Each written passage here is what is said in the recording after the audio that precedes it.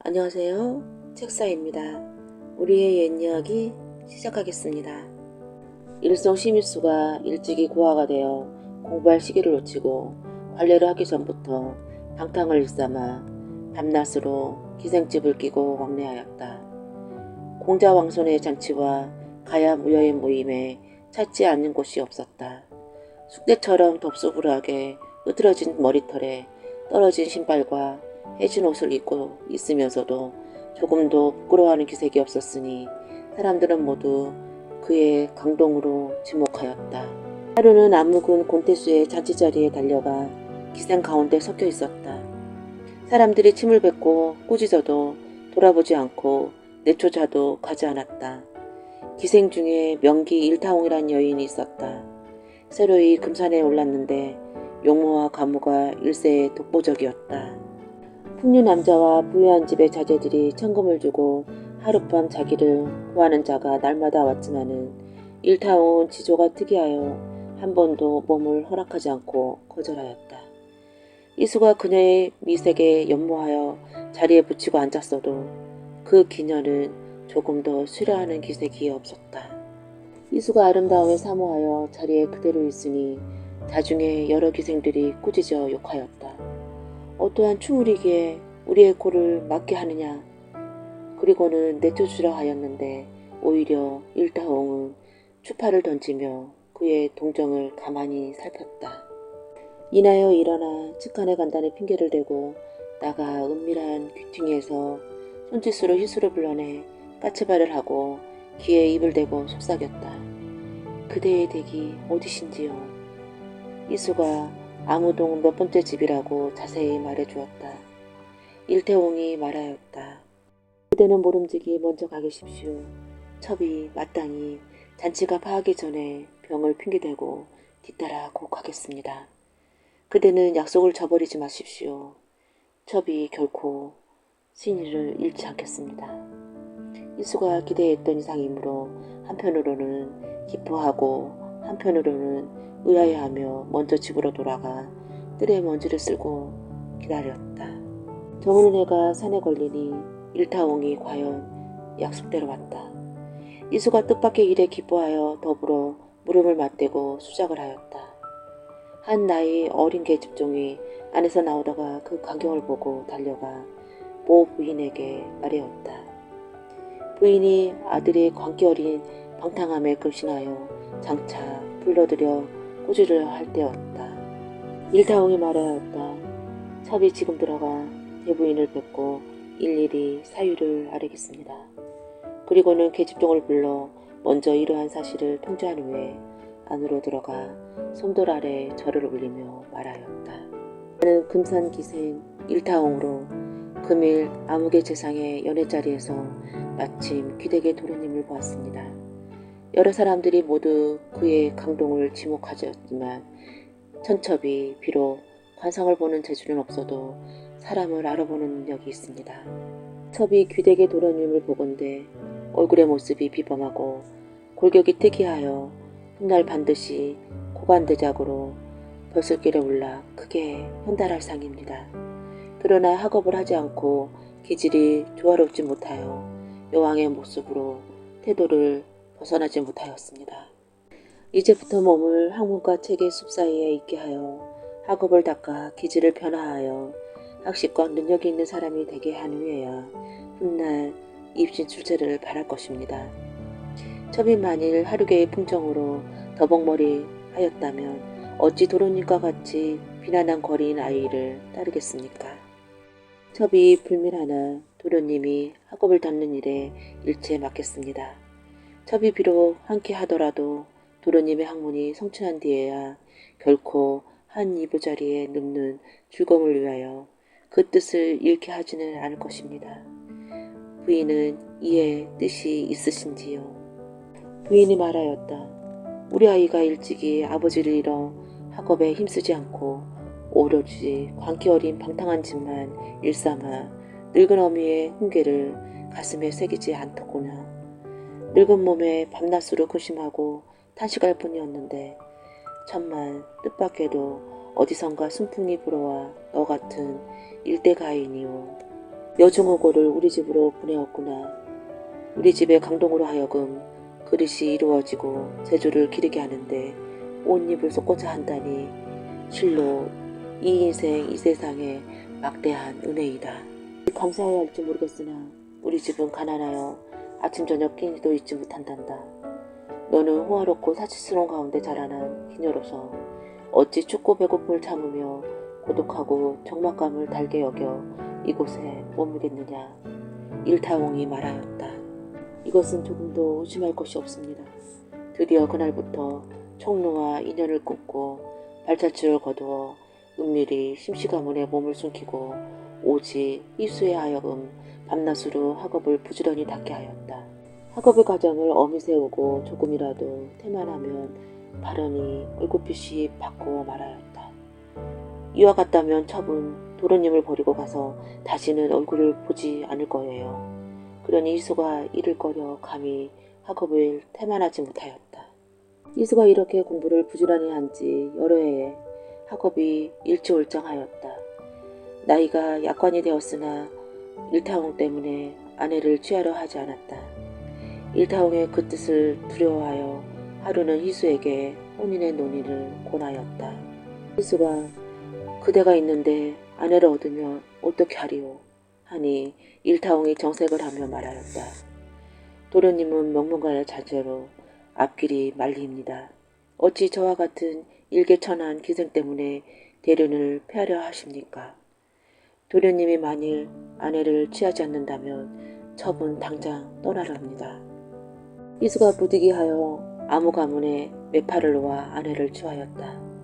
일타옹은 기운을 낮춘 부드러운 목소리로 몸가짐을 신중하게 하고 신실히 하여 노부인의 섬기듯 부인을 섬겼다. 이수로 하여금 한 달에 2~3회씩만 방에 들어오게 제안하였다. 만약 이 기간을 어기면 반드시 문을 닫고 들이지 않았다. 이와 같이 하여 여러 해 세월이 지났다. 이수가 혼인을 한 뒤로는 학업을 싫어하는 조세가 날로 더하여 공부를 태만히 하였다. 하루는 일타옹 앞에 책을 던지며 말하였다. 내가 아무리 나로 하여금 학업을 부지런히 닦게 한들 내가 하고 싶지 않은데 어찌 하겠느냐. 일타옹이 이를 보고 말로 다투지 못할 줄 알고 하루는 희수가 외출한 틈을 타서 노부인에게 아뢰었다. 서방님의 책 읽기를 싫어하는 조세가 날로 심해져 첩의 성의로도 얻지 못할 지경에 이르렀습니다. 첩은 당장 떠나려 하는 말씀을 올립니다. 첩이 오늘 떠나는 것은 만부득하여 나가는 것입니다. 장차 이로써 도련님의 마음을 결동시키려는 계책입니다. 첩이 비록 물러나간 듯 영원히 이별할 이치가 있겠습니까? 오늘 이후 도련님께서 잘못을 뉘우쳐 학업을 게으르지 않고 크게 성취한 후에 과거에 급제했다는 소식을 들으면 마땅히 돌아오겠습니다. 그러더니 일어나 절을 올리고 작별을 구하였다. 부인이 그녀의 손을 잡고 눈물을 흘리며 말하였다. 내가 온 이후로 우리 집 망나니 아이가 엄한 스승을 만난 듯 하였다. 학업이 거의 성취함에 이르고 온갖 예의범절을 옛모습으로 벗어나 우리 아이가 사람된 것은 모두 너의 은덕이구나. 이제 책 읽는 것을 쓸줄내는 한 가지 일로 호련히 우리 모자를 버리고 간다니 누구를 의지하여 또 이 아이의 학업을 누구에게 힘입어 이루겠느냐. 일타옹이 눈물을 머금고 말하였다. 첩이 목석이 아닌데 어찌 이별하는 고통을 모르겠는지요. 그러나 도련님을 격동시키는 방법은 오직 이 한 길에 있습니다. 첩이 이러한 행동은 실로 만무득합니다. 도련님이 귀가하여 첩이 하직하던 말과 과거에 급제한 후에 다시 만나겠노라고 결심했다는 말을 들으면 반드시 발목망식하고 뼈를 깎는 고통으로 힘써 행하여 학업에 성취할 것을 스스로 약속할 것입니다. 멀면 6년 7년이요 가까우면 4년 5년간의 일입니다. 첩도 몸을 깨끗이 지키어 과거에 급제할 날만 기다리겠습니다. 바라옵건대 이 뜻을 도련님께 전해주세요. 그리고 일타옹은 개연히 문을 나서 훌쩍 떠나가 버렸다. 이때 일타옹이 망망하니 문을 나서 장안 일대를 두루 다니다가 어떤 노재상의 집을 방문하여 말하였다. 저는 제 많은 집안의 목숨부지로 의지가지 없는 몸을 의탁할 곳이 없습니다. 비보그에 열을 끼워주시면 견마의 수고스러움을 다하여 바느질하고 음식을 만들고 집안을 쓸고 닦으며 또한 기타 일을 시키오면 온 힘을 다하겠습니다. 세상은 일타홍의 용모가 단정하고 아름다우며 언사가 편안하고 또 예의범절과 기거 동작이 법도가 있음을 보고 몸을 의탁하여 살도록 허락하였다. 일타홍이 그날부터 주방에 들어가 음식을 갖추고 반찬을 준비하며 달콤한 향과 살찌고 기름진 맛을 다하여 그의 식성에 알맞도록 하니 노재상은 더욱 그녀를 아껴 말하였다. 늙은이가 아주 공박한 운명으로 다행히도 너를 만나 음식이 입에 맞으니 내 만연히 즐거움에 오직 너에게 의지하리라. 나는 이미 너에게 마음을 주었고 너 또한 성의를 다하니 지금부터 부녀의 정을 맺도록 하자꾸나. 이에 종의 대열에서 벗어나여 안채에 거처하고 딸로 호칭하였다. 일타홍 또한 그 노재상을 아버지같이 섬겨 여러 해가 지났다. 희수가 집에 돌아와 보니 일타홍이 없었다. 어머니에게 까닭을 물으니 그 사위의 전말을 이야기하고 인하여 책망했다. 내가 사내로서 학업을 닦아 다른 날 공명을 취하는 것은 남을 위함이 아니었다. 곧 너 자신을 위함이거늘 학업을 태만히 하여 한편으로는 여자에게 용납되지 못하고 한편으로는 장래 입신 출세에 막으니 무슨 면목으로 세상에 서겠느냐. 그 아이가 말하기를 내가 과거에 급제한 후에야 다시 만나겠다 하니 만일 내가 훗날 올개간을 취하지 못하는 때에는 그 아이와 상봉하지 못할 것을 물론이요 너의 장래의 신세도 오직 초야에 묻혀 늙을 뿐이다.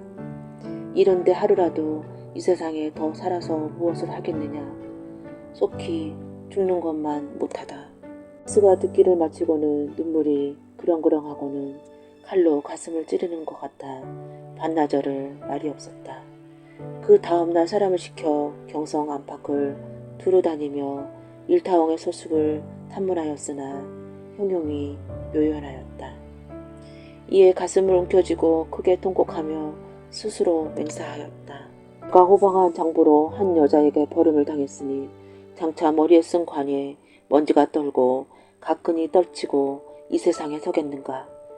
일타홍이 이미 내가 과거에 급제한 후에 상봉했다는 기약을 하였으니 내 마땅히 잠을 안 자고 발문망식하여 학업에 성취한 후에 청운의 사다리를 올라 일타홍을 저버리지 않으리라.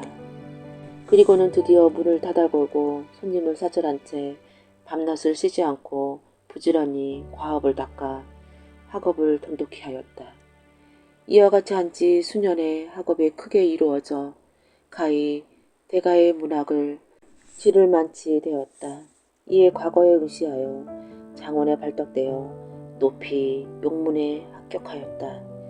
쉬는 육아의 날에 명제상가에 두루 방문하여 서로 사귀기를 할 때였다. 하루는 우연히 노재상에 방문하니 곧 이수의 부의 집이었다. 우연히 손을 잡고 무수히 치하하고 여러 시간을 머물게 하여 주인이 예로서 극진히 한대할 때였다. 이수가 마음속으로 내가 학업을 성취하여 몸에 청운의 길을 오는 뒤에 모두 일타홍에 베푼 것이리라. 또 나에게 오늘은 기약한 것은 오로지 일타홍을 만나자는 결심에서 나왔거늘 내가 이제 과거에 올랐으나 일타홍의 종적은 만연히 물을 곳이 없으니 이를 장차 어찌하나 하고 생각하였다. 그리고는 쓸쓸히 즐겁지 않을 뿐이었다. 술과 찬이 나왔지만 희수는 수저를 내려놓았다가 그 반찬거리가 유별나게 진기하게 보여 근심하는 얼굴빛으로 변하였다. 노재상이 이를 이상히 여겨 그 까닭을 물어보니 희수가 일타홍에 관한 앞뒤 이야기를 자세히 이야기해주고 또 말하였다. 시생이 뼈를 깎는 노력으로 학업을 닦아 과거에 급제하기를 기약한 것은 오로지 옛 여인과 상봉하기 위한 것이었습니다. 지금 반찬거리를 막 보니 그 요리법이 완연 일타옹이 한 것과 같기에 슬퍼 상심함이 감당치 못하겠습니다. 노재상이 여인의 나이 및 생김새가 어떠하냐 묻고는 말하였다. 나에게 한 양녀가 있는데 여러 해 함께 했으나 어느 곳에서 왔는지 알지 못했네. 오, 이 아이가 바로 일타옹이 아닌가 싶네만.